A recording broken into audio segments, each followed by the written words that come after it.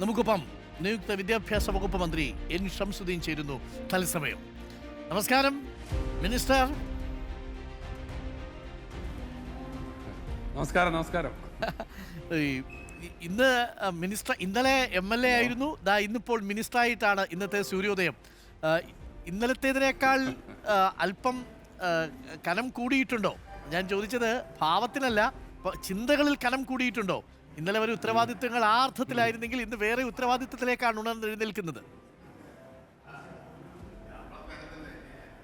തീർച്ചയായിട്ടും ഇതിനകം തന്നെ നമ്മളുടെ ഇന്നലത്തെ സത്യപ്രതിജ്ഞാ ചടങ്ങിന് ശേഷം ധാരാളം ആളുകളെ കാണാനും അതിൽ പലരും നമ്മുടെ വകുപ്പുമായി ബന്ധപ്പെട്ട മേഖലയുമായി ബന്ധപ്പെട്ട പല പ്രശ്നങ്ങളും സൂചിപ്പിക്കുകയും പറയുകയൊക്കെ ഉണ്ടായി.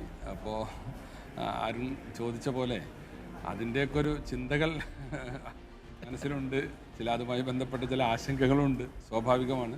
ഈ വിദ്യാഭ്യാസം, ആരോഗ്യം, പോലീസ്, ഏതായിരുന്നാലും എക്സൈസ്, ഈ വകുപ്പുകൾ, ധനകാര്യം, ഈ വകുപ്പുകൾ കൈകാര്യം ചെയ്യുന്ന മന്ത്രിമാർ ഒന്ന് പ്രത്യേകം സൂക്ഷിക്കണമെന്ന് എപ്പോഴും പറയാറുണ്ട്. നന്നായാൽ നന്നായി എന്ന് പറയും, മാത്രമല്ല സൂപ്പർ സ്റ്റാർ ആവാൻ പറ്റും. ഏതെങ്കിലും തരത്തിൽ വീഴ്ച വന്നാൽ അതേപടി വിമർശനം നേരിടുകയും ചെയ്യും, അല്ലേ? അപ്പോൾ ഇരുതല മൂർച്ചയുള്ള ഒരു വകുപ്പാണ്. തീർച്ചയായിട്ടും അതെ, വളരെ ശ്രദ്ധയോടുകൂടി കൈകാര്യം ചെയ്യേണ്ട വകുപ്പാണ് എന്ന ഒരു ബോധ്യമുണ്ട്.